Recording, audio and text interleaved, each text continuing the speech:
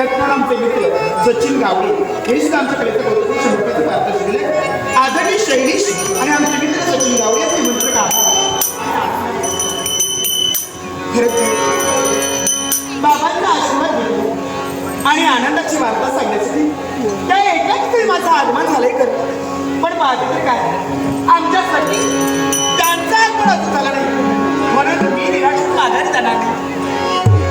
माझ्या जीवनात सुवर्ण संधी चालू नाही. बाबांची आज्ञा घेऊन आले ना मग या एकाच स्थळी या अरण्याकडे जाणे मग हे सौंदर्य आपल्या लेकरात साठवून घ्यावं. यांचाच आपण मनामनात आनंद लुटावा. काही क्षण याच ठिकाणी आपण थांबावं. आपली इच्छा परिपूर्ण होईल हो याच ठिकाणी. खरंच याच परमेश्वर याच देवाने आपल्या कौशल्याची कमालच केली. हे तुमच्याकडे कापड गगनाला गोष्टी घालतायत ना हे मोठमोठे वृक्ष आणि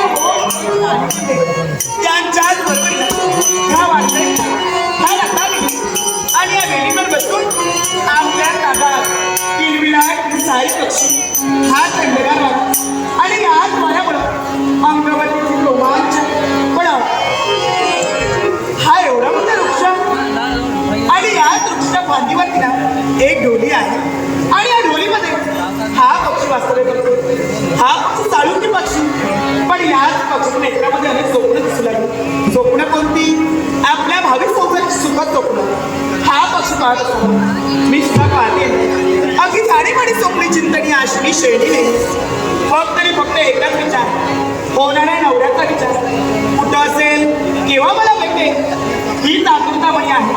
हे स्वप्न आणि ही स्वप्न मला मी माझ्या हृदय गावाला